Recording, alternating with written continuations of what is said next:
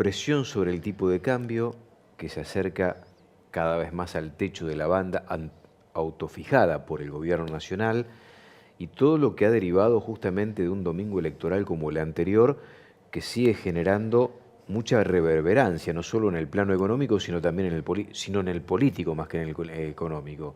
Quizá el económico sea una consecuencia de todo esto, ¿no? Sí, sí, tal cual. Estas semanas la economía ha pasado a un segundo plano con una presión cambiaria que ya lleva cerca de 3 meses, porque se empezó a calentar en el mes de mayo, con un gobierno que por el momento había priorizado, ha priorizado tratar de contener el tipo de cambio, hasta ahora usando principalmente herramientas monetarias, como fue la suba de encajes, como fue la suba de tasas, para tratar que no se recalente, aunque también se recalentó en la última instancia con el condimento político.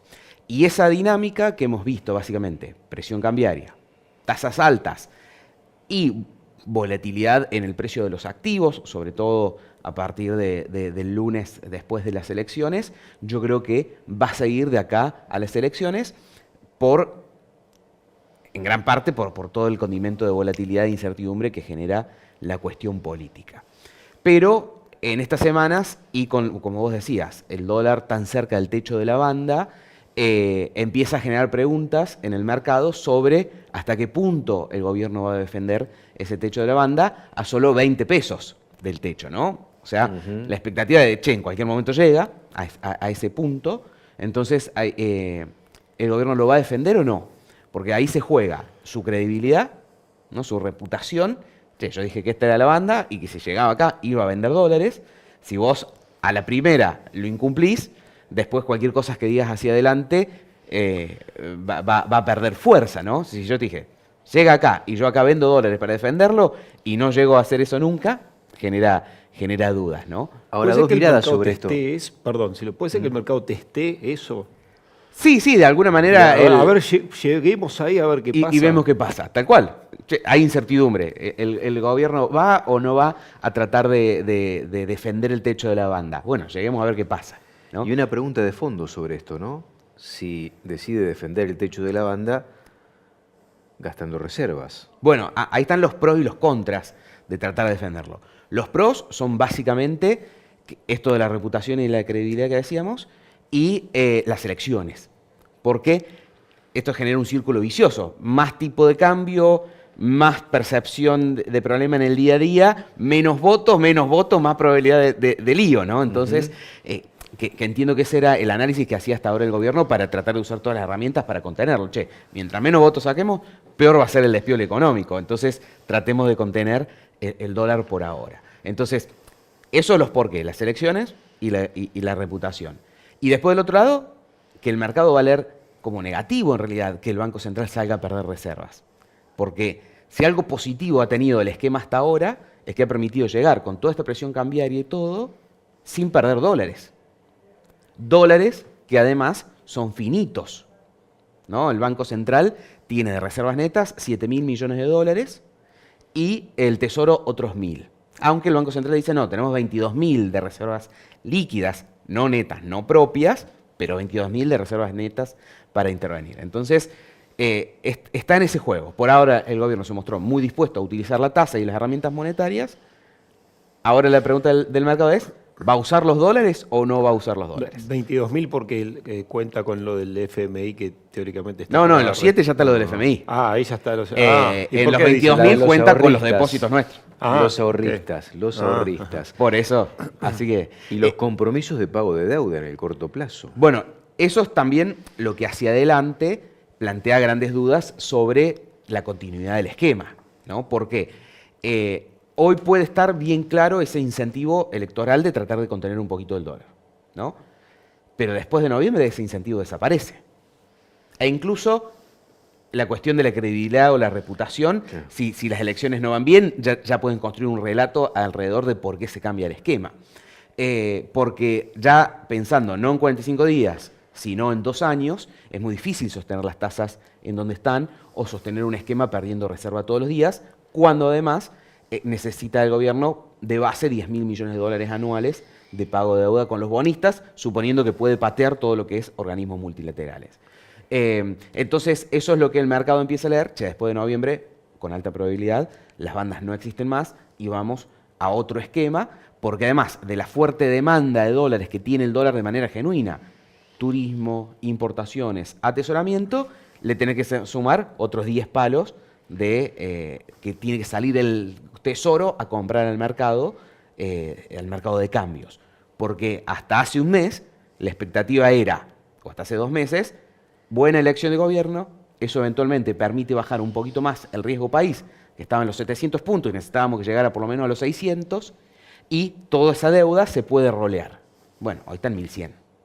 Esa posibilidad de rolear la deuda en dólares, que eventualmente existía la esperanza hace 2 meses, hoy la probabilidad es mucho más baja. Y en este contexto, ¿qué mirada sobre el mercado de granos? Mercado de granos te diré principalmente optimista, positivo.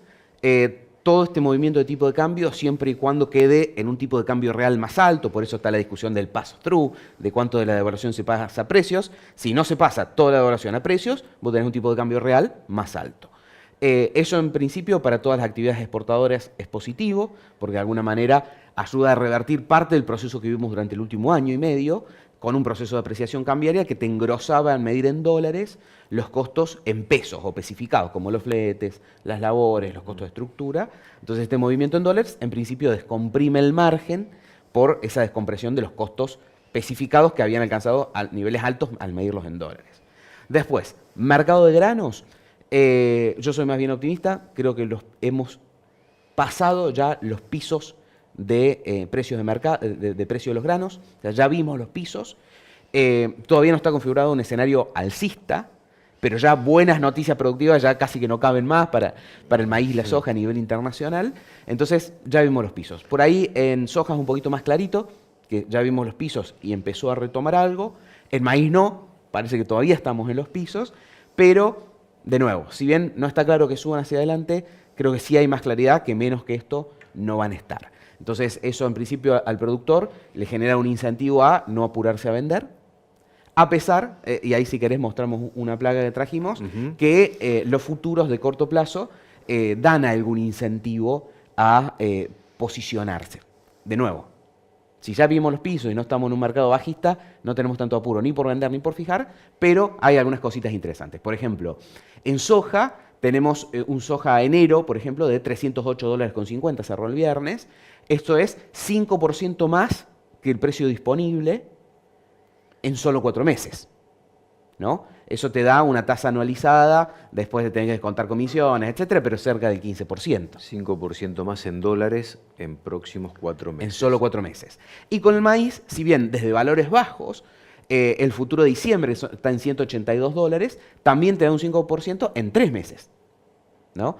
Entonces, para el que ya prevea que puede necesitar liquidez y para el que ya prevea que estos números eventualmente le pueden servir, yo creo que son lindos valores, aunque de nuevo, no me apuraría y me apuraría menos a vender en maíz de lo que me apuraría a vender en soja, ¿no? Y de alguna manera los futuros también leen un poquito eso, porque mientras más se empina la curva hacia adelante, significa más expectativa positiva hacia adelante. Tu mirada, si tenés que vender algo, mejor soja que maíz hoy. Mejor soja que maíz, mejor futuro que disponible, porque esa tasa implícita que de alguna manera me da es tasa que yo puedo disponer para pagar un costo de financiamiento. Tal cual. Por ejemplo, un proveedor del insumo que me la está financiando en dólares al 0,8 mensual, que es bastante común en el mercado, o un crédito de un banco al 8,5 en dólares anual. O sea, puedo usar esa tasa eventualmente para pagar ese financiamiento. Yo pensé que con el corrimiento del dólar era mejor vender ahora. Mirá qué interesante. Bueno, porque al mirarla en pesos sí, pero si vos del otro lado tenés todo calzado en dólares, tampoco tanto. Y si querés mostrarme otra placa un poquito relacionada a lo que vos estabas mencionando, que es, nosotros ahí siempre hacemos el análisis, conviene vender en pesos, digo, no solo vendo el futuro en dólares, sino que vendo, vendo el futuro de soja, sino también vendo el futuro de dólar. Entonces especifico una soja enero en 500.000 pesos aproximadamente. Bueno, eso, ¿me alcanza para pagar el costo de financiamiento en pesos, que es lo que vemos a la izquierda con una tarjeta agro o descontando cheque en el mercado de valores? No. No, porque las tasas están a tal nivel que incluso un futuro bueno y un futuro de dólar alto, con una placa, David, qué espectacular. Y el de la derecha, también relacionado, es el tema de carry, que durante muchos meses, sobre todo el año pasado y al principio de este año, funcionaba. Vendo, hago tasa y eso me da mejor que vender en el futuro de alguna manera. Sí. Entonces ahí la cuentita que hacemos es, el puntito naranja es, vendo los dos futuros, como decía recién, soja y dólar, versus vendo hoy y hago tasa.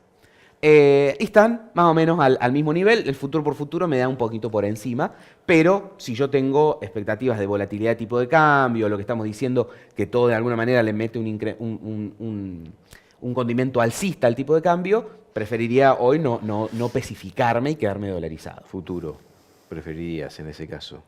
Hacer futuro. Claro, pero quedarme en dólares, no en pesos. Sí, no en pesos. Y eso me lleva un segundo a mercado de insumos. Sí, si me dejan un segundo, o tenía alguna pregunta antes. No, yo iba a los insumos justamente. Que yo también soy bastante optimista, no solo por lo que decíamos de los granos, que recién me olvidé, salieron algunos datos desde aquí en Estados Unidos, que algún signito de pregunta ponen, y hay alguna probabilidad que en la próxima reunión la Fed baje la tasa de Estados Unidos, lo cual, esto es básicamente la correlación. Menos tasa, menos valor del dólar. Igual acá, digamos, más tasa para tratar de contener el valor del peso, digamos. Pero entonces, menos tasa, menor valor del dólar. Como los commodities están expresados en dólares, cuando eso pasa, valen más al medirlos en dólares, ¿no? Esa es la lógica normalmente de, ¿por qué tiene que ver la tasa con los commodities en general, más allá de cuestiones de stocks, etc. Entonces, son ahí dos condimentos que después de tantas noticias principalmente bajistas en el mercado, nos ponen una primer noticia eventualmente alcista en el mercado de granos.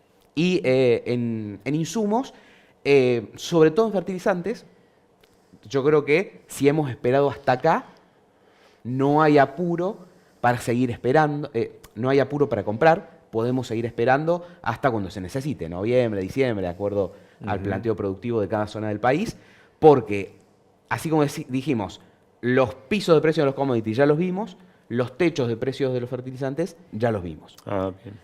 Entonces, si bien a alguno le puede generar susto que los últimos 3 meses había venido subiendo, ya lleva alguna semana de baja. Entonces, ya vimos los techos de fertilizantes. Si esperamos hasta ahora, podemos seguir esperando. Los insumos, el resto de los insumos, semillas, etcétera, es un poquito más estable la cotización, entonces lo mismo. No tendría tanto apuro a comprar, más en un contexto de tasas altas. Tanto si lo quiero financiar, como lo que veíamos recién de los futuros. Mi tasa de salir a vender ahora la soja para comprar un insumo, o el maíz, versus vender el maíz en enero, que ya está 5% más que hoy, o vender la soja en enero, que ya está 5% más que hoy, esa es mi tasa, ¿no? Entonces, en este contexto de tasas altas, yo no estaría apurado. Impecable como siempre. Gracias, David. ¿Te vemos el jueves en Coninagro? Tiene cara de quedarse con muchas preguntas, pero bueno. Sí, me las voy a anotar para la próxima. No te quedes con la duda. Si tenés alguna duda, trasladásela. La duda se quedó con la lengua. Sí, la duda más importante que tenía. La duda más importante que tenía era esto, que al moverse el tipo de cambio prácticamente 100 pesos en muy poquito tiempo, era bueno salir a vender, pero no, hay otra herramienta que es mejor, quedarse en dólares y esperar. Bueno, y esa era la gran inquietud que yo tenía, que la contestó David, y que también me parece que estaba en el aire esa duda, ¿no? Sí, ahí también entra la expectativa que tiene uno, la expectativa de el escenario, al gobierno lo ve bien y todo esto se encamina. Bueno, si esa es lo más probable, seguramente salir a vender hoy con pesos y hacer tasa te va a salir bien. Pero claramente ha perdido probabilidad ese escenario. Y te vas a otro escenario. Al gobierno no le va tan bien. Decíamos hasta ahora, el gobierno ha priorizado hasta hoy el dólar, o tratar de contenerlo usando las herramientas.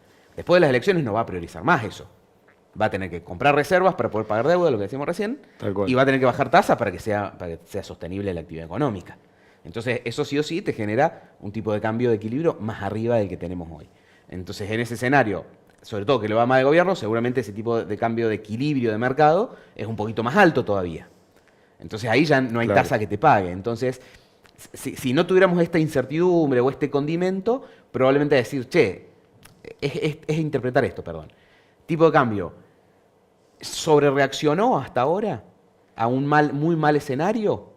¿O se está acomodando a un escenario que probablemente realidad, pase digamos, a la claro. realidad? ¿Y cuál es tu Entonces, esa interpretación visión. ahí? Mi interpretación es... ¿Sobrereaccionó o...? No, a ver, puede haber sobrereaccionado, pero por todo lo que decimos, el camino del dólar es claro.